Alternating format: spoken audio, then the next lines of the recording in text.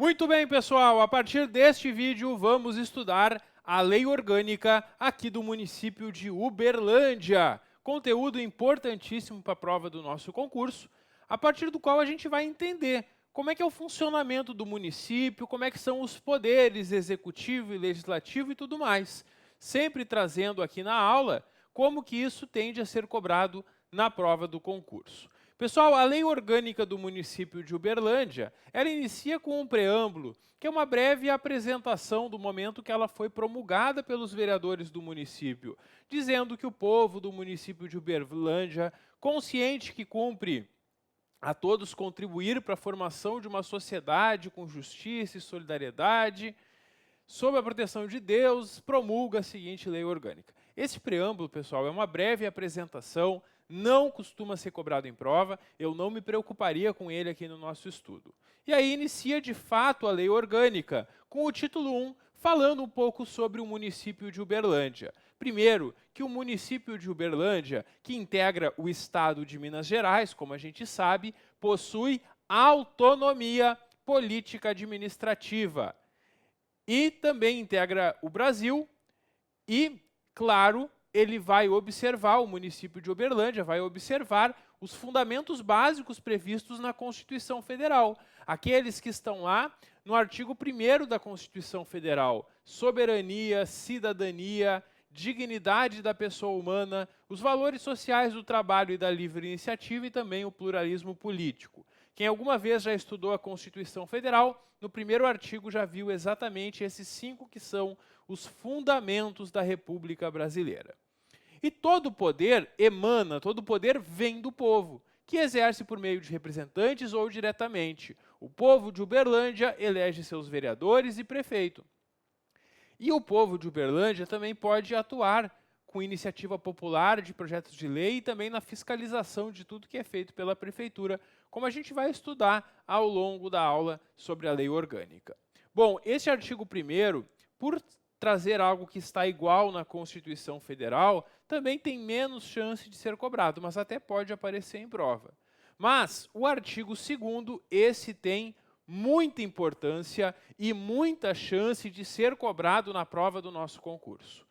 Ele traz os 2 poderes do município. O município de Uberlândia só tem 2 poderes, assim como qualquer município no Brasil. São eles o poder legislativo, que é a Câmara Municipal de Uberlândia, a Câmara de Vereadores, e o executivo, que é a prefeitura. No município, na lei orgânica, nós só vamos encontrar esses 2 poderes. E isso aqui é muito cobrado em prova, porque quando o aluno estuda a Constituição Federal, ou até mesmo a Constituição Estadual de Minas Gerais, ele vai encontrar 3 poderes. Porque no estado de Minas Gerais e no Brasil tem o outro poder, que é o judiciário. Mas os municípios não possuem poder judiciário próprio. O poder judiciário ou é federal ou é estadual. Sabendo disso, a banca faz uma pegadinha na hora da prova que pega muitos candidatos distraídos.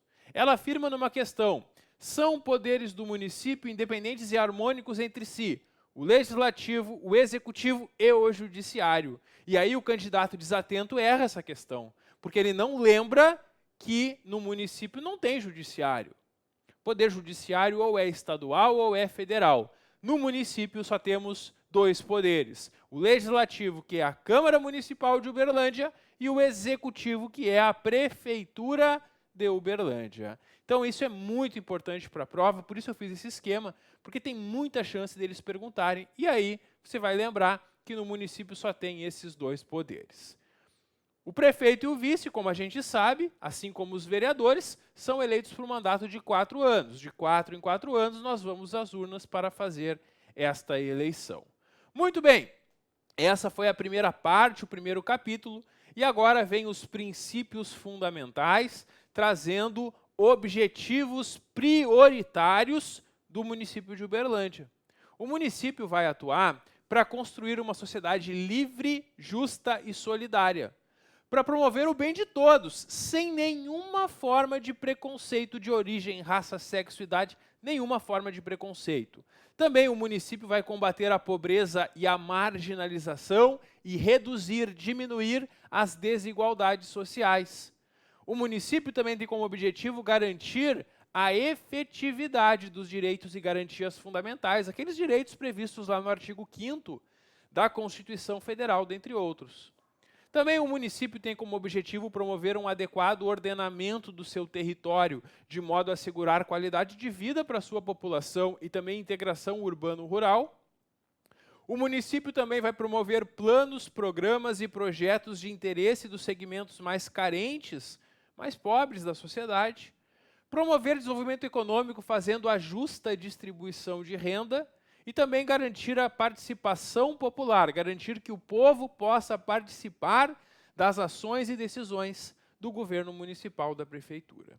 Então, esses são os objetivos aqui listados que podem ser perguntados na prova. A banca pode fazer uma pegadinha alterando algum deles na hora da prova, por isso sempre é importante fazer a leitura desses objetivos. Por falar nisso, é sempre importante aqui ao longo das aulas a gente entender que na hora da prova, a banca ela vai trazer cópia do que está no texto aqui da lei orgânica, trocando uma palavrinha. Por isso, para se preparar para a prova, a melhor forma de estudo é fazer uma primeira leitura acompanhando a videoaula, acompanhando as videoaulas, para entender essa lei. E essa é a minha missão aqui, explicar para vocês como que funciona a lei. Muitos casos eu vou mostrar o texto, outros eu vou deixar para vocês fazerem a leitura depois. E sempre é importante que vocês façam a leitura, porque, como eu falei, na hora da prova, a banca vai copiar trechos da lei. Então, a gente vai estudar assim. Eu vou passar o conteúdo por videoaulas, vocês vão fazer leituras de revisão após as videoaulas, e lá no final, pertinho da prova, eu vou fazer um simulado para vocês, abrangendo todas as normas municipais previstas no edital. O simulado que vão ser muitas questões para que vocês possam tentar resolver por conta própria e depois a gente vai ter também a correção em vídeo. Com isso, o nosso estudo vai ficar bem completo. Aulas teóricas, leituras de revisão e exercícios com correção em vídeo. Essa é a nossa metodologia para vocês entenderem tudo e acertarem todas as questões de legislação na prova. O artigo 4º aqui da Lei Orgânica, ele traz que o município vai assegurar no seu território e nos limites da sua competência, é claro, os direitos e garantias fundamentais que a Constituição Federal confere aos brasileiros e também estrangeiros que residem no país. Nenhuma pessoa pode ser discriminada ou de qualquer forma prejudicada pelo fato de litigar com o órgão municipal. Isso é interessante porque o que é litígio? O que é litigar? É quando eu estou disputando algo com o município.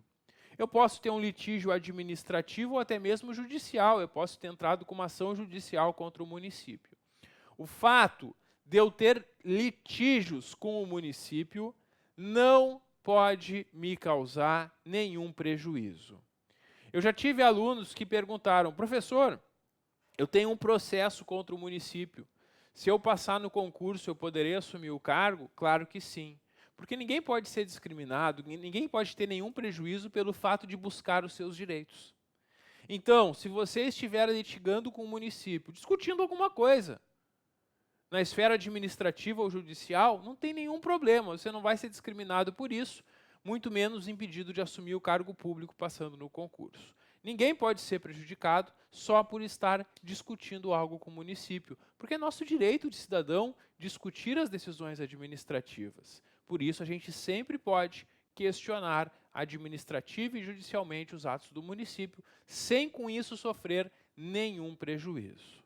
Por exemplo, o município pode ter, na hora de lançar o IPTU, pode ter colocado um valor alto, um valor irreal, e o cidadão tem todo o direito de questionar isso, administrativa ou judicialmente. E ele não pode ser prejudicado de nenhuma forma por estar discutindo com o município se aquele valor é justo ou não, se é correto ou não. Então ninguém vai ser discriminado pelo fato de estar litigando, de estar em litígio, de ter processos contra o município. O parágrafo 2º prevê que vai incidir na penalidade de destituição do mandato ou do cargo ou função de direção em órgão ou entidade da administração pública, aquele agente público que deixar sem justificativa de sanar, de corrigir, dentro de 30 dias do requerimento, omissão que inviabilize o exercício de direito constitucional. O que é essa omissão? É quando a prefeitura não está fazendo alguma coisa que ela devia. E essa omissão da prefeitura está impedindo que eu exerça um direito constitucional. Se eu fizer um requerimento quanto a isso, e em 30 dias esse agente público não resolver esse absurdo, ele vai perder o cargo ou mandato. É isso que diz o parágrafo 2º.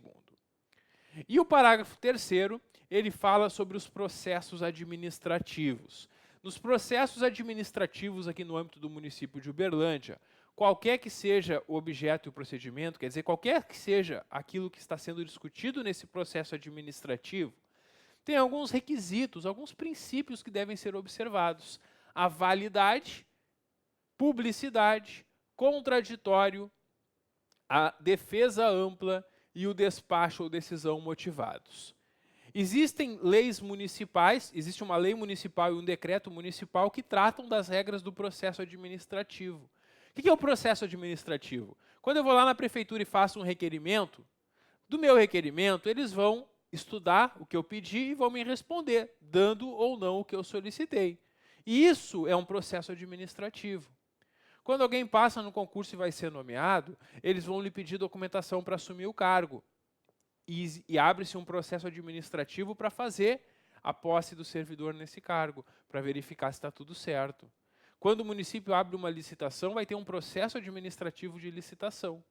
Então, tudo que o município faz, ele vai colocar em processos administrativos. E todos os processos administrativos do município devem observar esses requisitos. A validade, que é estarem de acordo com a lei, a publicidade, dar publicidade aos atos praticados, evitando-se atos sigilosos, contraditório e defesa ampla, sempre que eu sou prejudicado por uma decisão em um processo administrativo, eu tenho o direito de conhecer o contraditório, saber por que estão me negando o pedido e me defender, tentar demonstrar para o município que a decisão deve ser diferente. E todas as decisões tomadas no município serão motivadas. O município sempre vai indicar os motivos pelos quais tomou aquela decisão. Então, esses são os requisitos do processo administrativo. Eu acho que tem uma boa chance de ser cobrado na prova também, o que a lei orgânica traz como requisitos para os processos administrativos aqui no município de Uberlândia. Todos têm direito de requerer e obter informação sobre projetos do poder público, ressalvado aqueles cujo sigilo seja imprescindível para garantir a segurança da sociedade e do município, nos termos da lei, que vai fixar também o prazo que deve ser prestada a informação. Aqui é o direito de ir à prefeitura e à Câmara solicitar informações, um direito que está regulamentado também na famosa Lei de Acesso à Informação.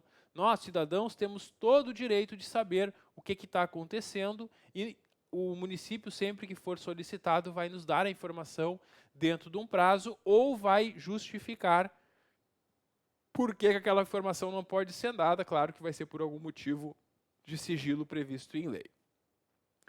E o agente público que violar algum direito constitucional do cidadão vai ser punido administrativamente. Todo agente público, todo servidor que viola um direito constitucional do cidadão vai sofrer uma punição. Bom, o poder público vai coibir, vai evitar, vai atuar contra todo e qualquer ato discriminatório em seus órgãos e entidades e vai também estabelecer formas de punição. Concluímos esse capítulo que, como a gente percebeu, fala muito sobre a garantia dos direitos constitucionais do cidadão, que o município sempre vai ter que respeitar e, quando não respeitar, o agente público vai ser penalizado. Temos agora a questão da criação de distritos, porque nós temos um município com a sua sede, onde tem a prefeitura, a Câmara de Vereadores, e pode ter lugares afastados do município, comunidades dentro do município, mas afastadas desse centro, que são constituídas na forma de distritos. Tudo que envolve os distritos vai observar as regras da legislação estadual, e a lei vai estruturar os distritos definindo-lhe atribuições e descentralizando atividades. Nos distritos existem subprefeituras ou órgãos equivalentes para acompanhar. E a comunidade do distrito vai se organizar em conselhos comunitários também, justamente para acompanhar a atuação da prefeitura. Essa parte sobre distrito, como não tem regras muito objetivas, não deve ser cobrada em prova de concurso. Mas eu precisava pelo menos mostrar, comentar esse capítulo para vocês. Agora vem um capítulo que é importantíssimo para a nossa prova, as competências do município.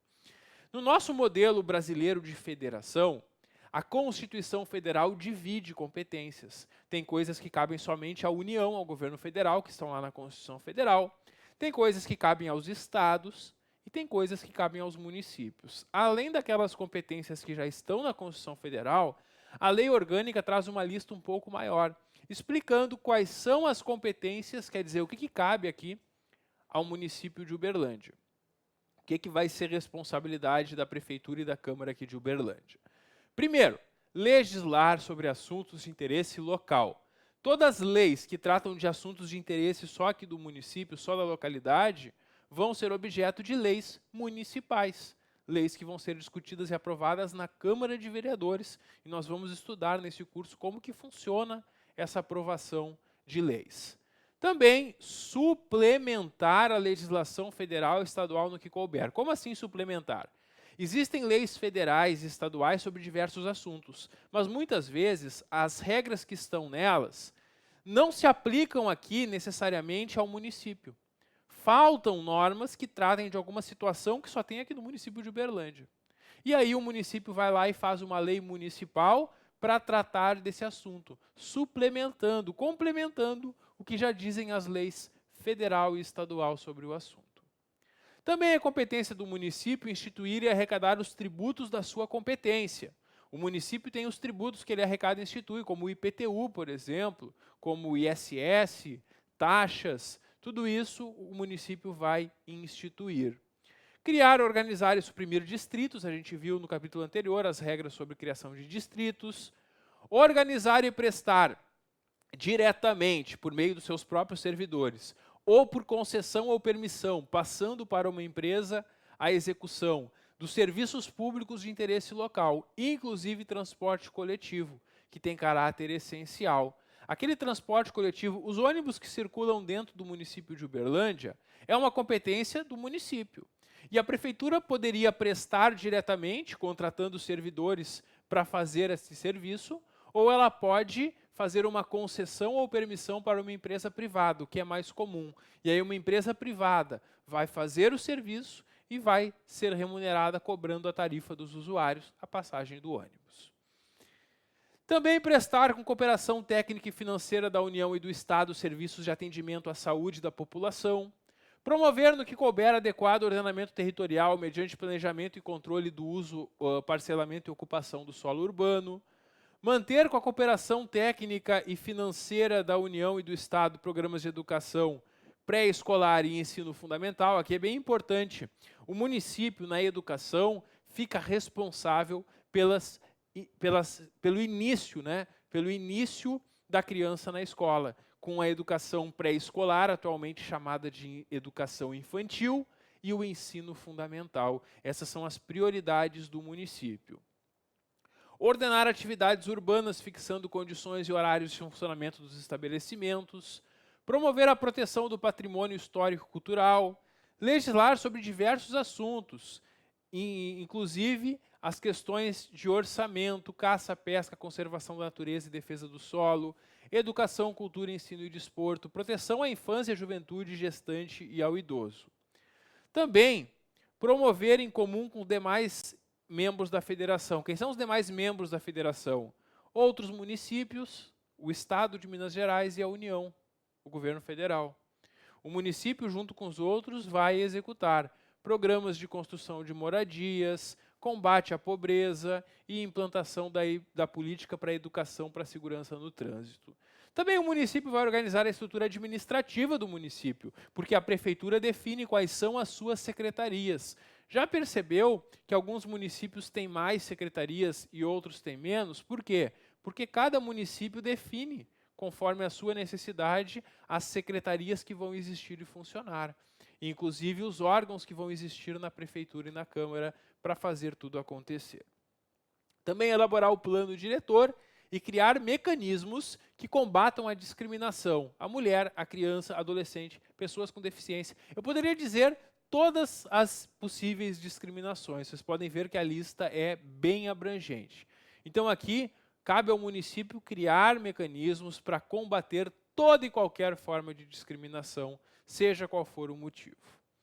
Muito bem, avançamos e agora nós entramos no título 2, para falar sobre a organização dos poderes municipais, começando com o poder legislativo. Pessoal, eu apostaria com vocês que uma questão, pelo menos da prova, vai ser sobre o poder legislativo aqui na Câmara Municipal.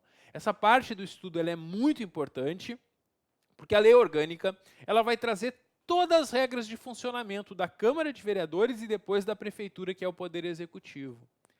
E essas normas aqui são bem complexas, a gente tem que ter bastante calma e atenção para entender bem, e na hora da prova, geralmente é a parte mais cobrada em concursos que pedem, claro, a lei orgânica municipal. Então aqui, pessoal, a gente vai ter atenção redobrada a partir de agora, vamos começar a conhecer as principais regras da Câmara Municipal de Uberlândia, o Poder Legislativo.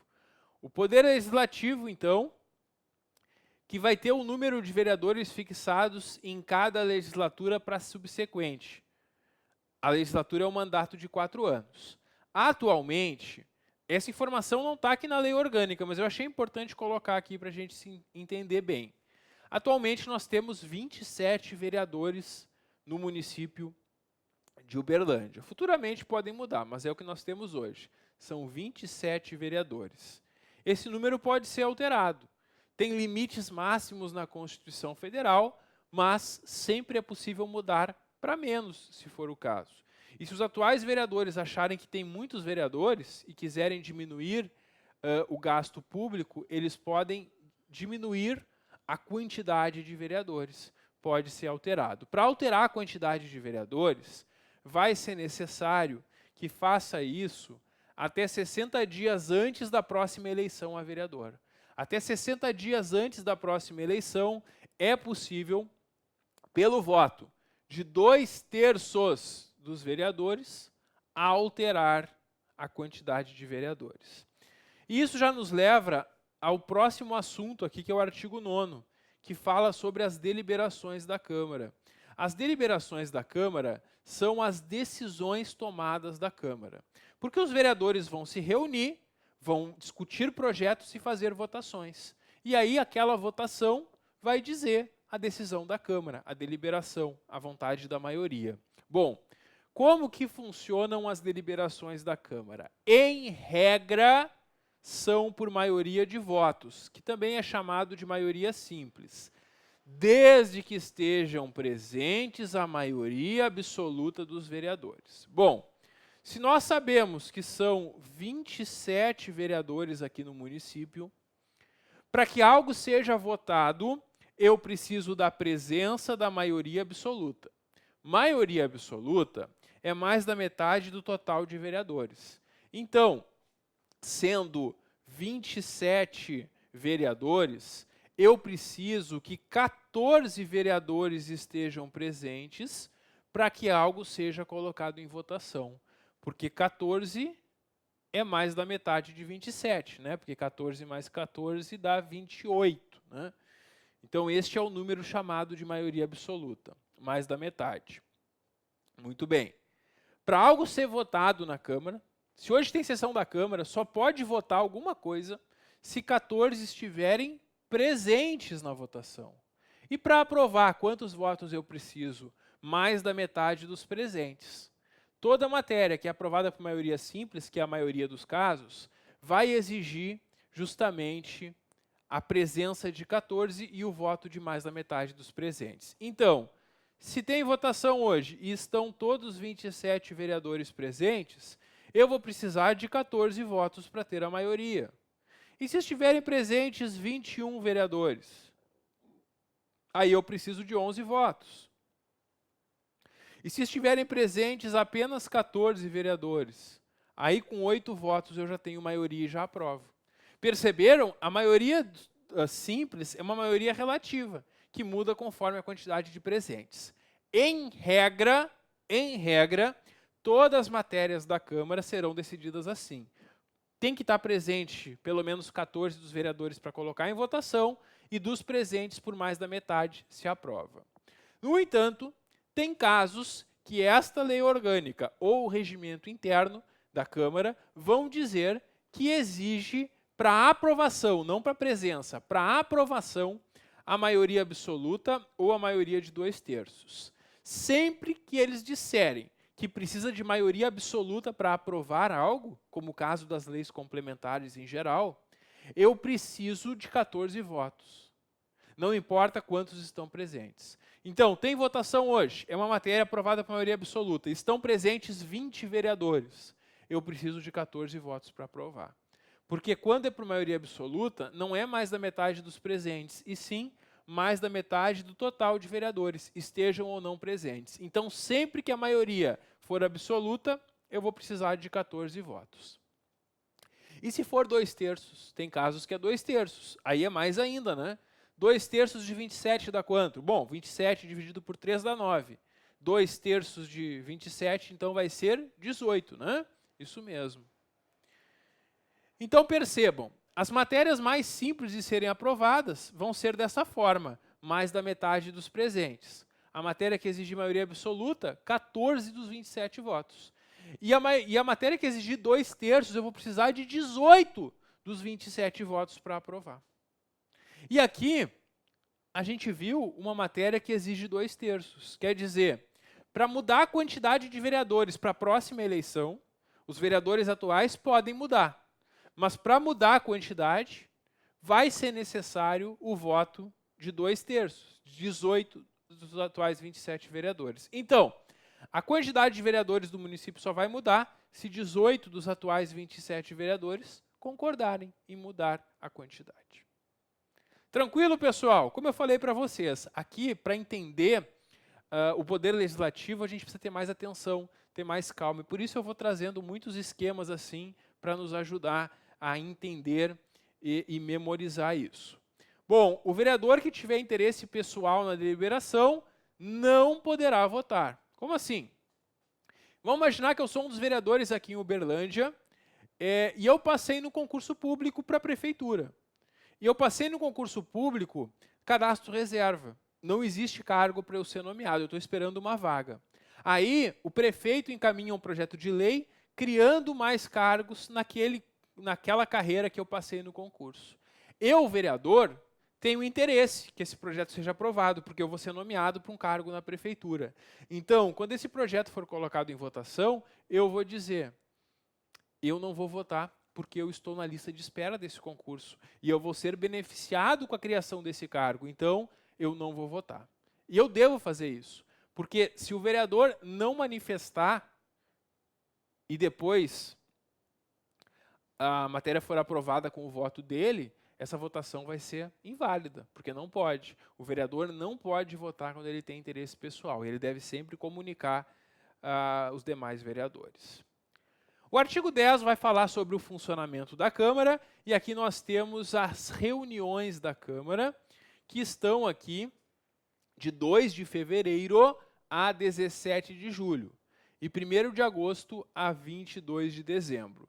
Esse é o período normal de funcionamento da Câmara, e durante este período a Câmara tem sessões ordinárias, os vereadores se reúnem frequentemente para debater os assuntos que interessam o município. Fora desses períodos, quer dizer, entre 17 de julho e 1º de agosto, e depois, entre 23 de dezembro até 1º de fevereiro, não tem reunião da Câmara, ela está em recesso. Durante o recesso, alguns dos vereadores ficam numa comissão representativa que pode resolver uma série de situações enquanto os demais vereadores estão afastados. Sempre que uma dessas datas cair num sábado, domingo ou feriado, fica transferido para o 1º dia útil seguinte. Por exemplo, 2 de fevereiro é um domingo, então fica para o dia 3 de fevereiro, segunda-feira, a sessão. A sessão legislativa não vai ser interrompida sem aprovação do projeto de lei de diretrizes orçamentárias. O projeto de lei de diretrizes orçamentárias é o projeto que prevê as metas e prioridades para elaborar o orçamento para o próximo ano. E a Câmara não pode sair de recesso sem ter aprovado esse projeto. No início de cada legislatura, tem uma reunião preparatória no dia 1º de janeiro. No dia 1º de janeiro é quando os eleitos, tanto prefeito, vice-prefeito e vereadores, vão tomar posse nos seus cargos. Além disso, é feita a eleição da mesa. Esse item é bem importante porque ele foi alterado há alguns anos e na redação mais recente eles colocaram que essa mesa diretora vai ter um mandato de 2 anos e é vedada a recondução. A mesa diretora são aqueles vereadores que vão comandar a casa. Os vereadores, os 27 vereadores eleitos entre si, lá no dia 1º de janeiro, fazem uma eleição e elegem. Um deles vai ser o presidente, outro vai ser vice-presidente, outro vai ser secretário. Tem cargos na mesa. Bom, os eleitos ali para essa mesa, eles vão ficar 2 anos nesses cargos, presidente, vice-presidente, secretário e tudo mais. E é vedada, é proibida a recondução para o mesmo cargo na eleição seguinte. Quer dizer, o vereador que foi presidente da Câmara nos 2 primeiros anos não pode ser presidente de novo nos 2 últimos anos. Ele até pode ocupar outros cargos, mas não pode ocupar o mesmo cargo. Além disso, deve ter uma renovação mínima de 50%. Como assim? Pelo menos metade dos membros da mesa devem mudar. Não podem os mesmos que estavam na mesa continuarem todos. Pelo menos metade tem que sair. Então, se tem a eleição e se candidatam muitos que já estão na mesa, pode ser que a eleição não dê certo, porque somente é possível mudar a mesa mantendo metade no máximo dos membros. Pessoal, é isso que nós temos sobre a mesa. Tem mais coisas que a gente precisa explicar, mas eu vou deixar a continuação para o nosso próximo vídeo. Dá um clique que eu já volto. Até logo.